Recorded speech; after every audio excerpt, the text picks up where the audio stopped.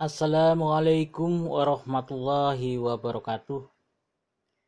Sahabatku kaum muslimin yang dirahmati Allah Subhanahu wa taala. Selamat berjumpa lagi dengan saya di YouTube sesi yang ke-12 yang saya beri tema turunnya Al-Qur'an dan Lailatul Qadar. Sahabatku kaum muslimin yang dirahmati Allah Subhanahu wa taala.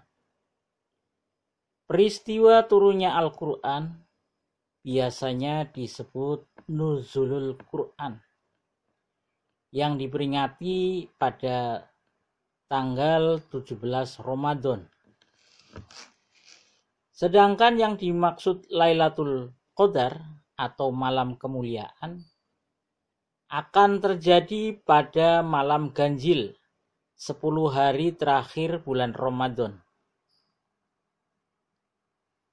Allah Subhanahu wa taala berfirman dalam surat Al-Qadar ayat 1 hingga 5, sesungguhnya kami telah menurunkannya Al-Qur'an pada malam kemuliaan.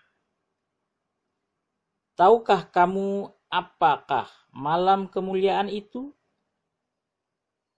Malam kemuliaan itu lebih baik daripada 1000 bulan.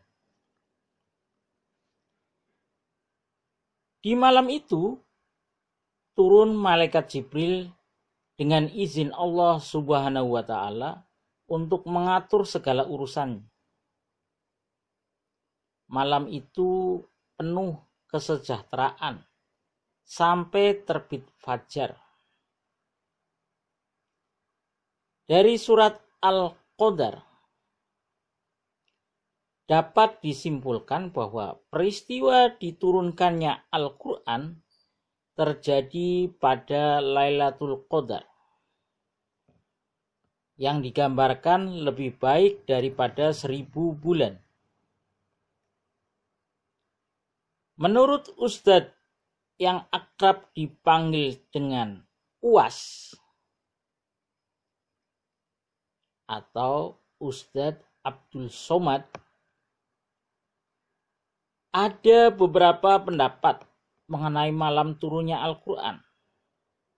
Namun berdasarkan mazhab Imam Syafi'i, turunnya Al-Qur'an pada tanggal 17 Ramadan, pendapat yang mengatakan nuzulul Qur'an malam 17 yaitu mazhab Syafi'i. Yang kami turunkan Al-Qur'an pada hamba kami Muhammad Rasulullah Sallallahu Alaihi Wasallam pada malam harinya ketemu dua pasukan malam 17 Ramadan.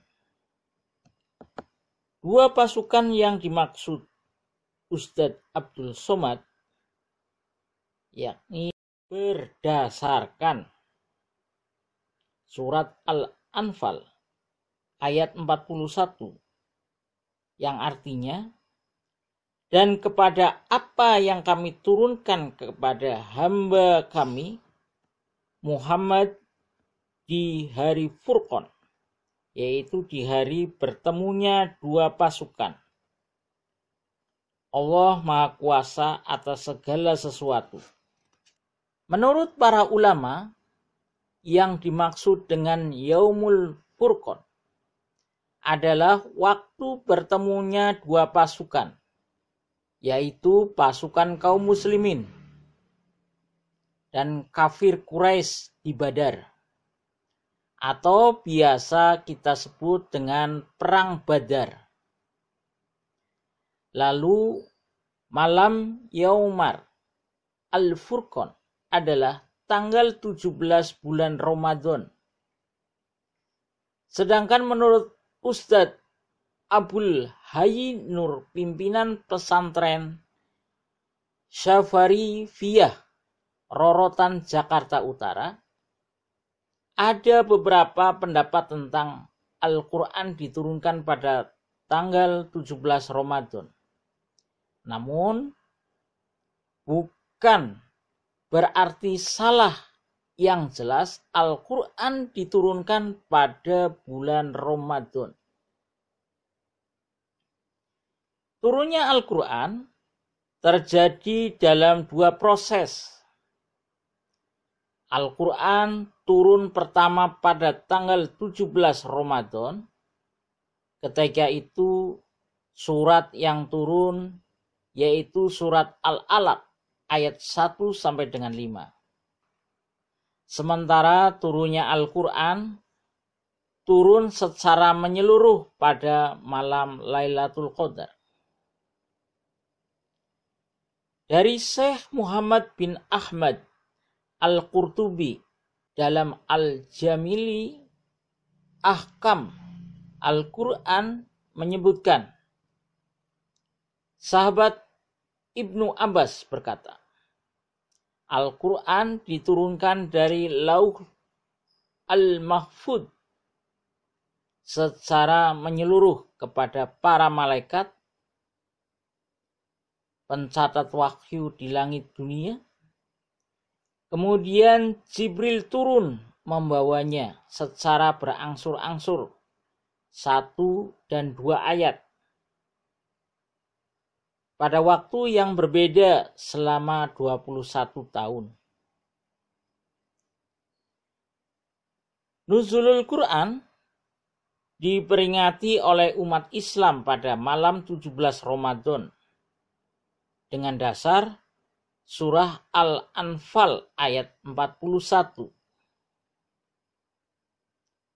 Dan kepada apa yang kami turunkan kepada hamba kami Muhammad di hari Furqan, yaitu di hari bertemunya dua pasukan, Allah Maha Kuasa atas segala sesuatu.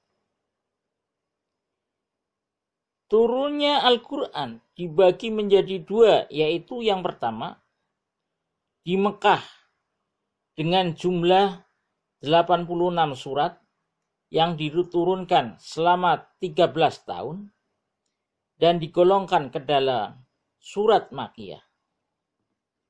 Yang kedua, di Madinah dengan jumlah 28 surat yang diturunkan selama 10 tahun dan digolongkan ke dalam surat Madaniyah.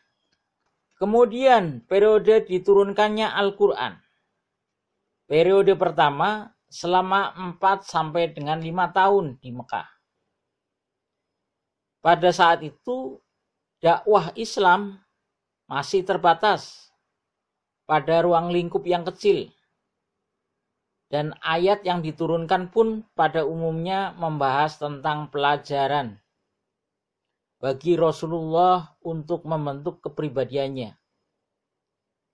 Pembahasan tentang dasar-dasar akhlak Islamiyah, pengetahuan tentang sifat Allah, serta bantahan mengenai pandangan hidup di masyarakat jahiliyah kala itu. Periode yang kedua selama 4 sampai dengan 9 tahun di Mekah. Pada saat itu dakwah Islam sudah mulai terbuka. Masyarakat Mekah sudah mulai berpikir untuk menghalangi dakwah. Ayat-ayat yang diturunkan pada masa ini umumnya tentang kewajiban sebagai seorang muslim. Pembahasan tentang keesaan Allah. Pembahasan tentang hari kiamat. Serta ancaman dan kecaman kepada orang musyrik yang mempunyai perilaku buruk.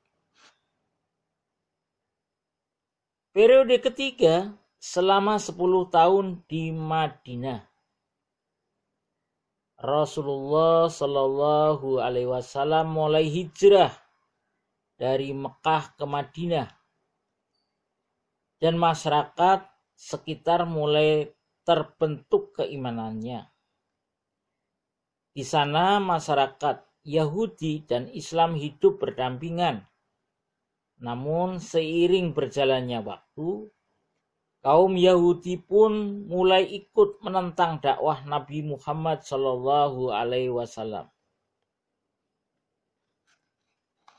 Terkait Lailatul Qadar, ini terdapat beberapa versi seperti berikut. Yang pertama, Lailatul Qadar terjadi pada malam sekitar 10 hari terakhir Ramadan. Versi ini merujuk pada hadis riwayat dari Ibnu Umar bahwa Nabi Muhammad bersabda, "Tunggulah Lailatul Qadar pada 10 akhir bulan Ramadan atau 9 akhir." Hadis riwayat Muslim.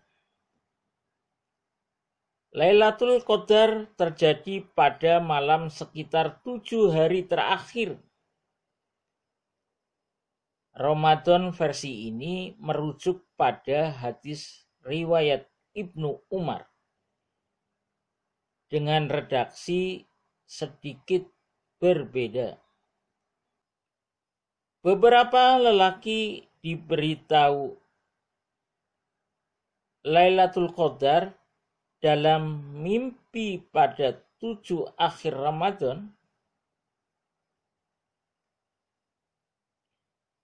Lalu Rasulullah Shallallahu Alaihi Wasallam bersabda, "Saya melihat mimpimu sekalian bertepatan dengan malam 7 hari terakhir Ramadan. Barang siapa mencarinya, maka carilah ia pada 7 hari terakhir." Hadis riwayat Muslim. Yang ketiga, Lailatul Qadar terjadi pada malam ganjil 10 hari terakhir Ramadan. Versi ini merujuk pada hadis riwayat Aisyah bahwa Nabi bersabda, "Carilah Lailatul Qadar pada tanggal-tanggal ganjil dari 10 hari terakhir bulan Ramadan." Hadis riwayat Bukhari. Demikianlah sahabatku, kaum muslimin yang dirahmati Allah Subhanahu wa Ta'ala, bahasan tentang turunnya Al-Quran dan Lailatul Qadar. Wabillahi taufik wal hidayah. Wassalamualaikum warahmatullahi wabarakatuh.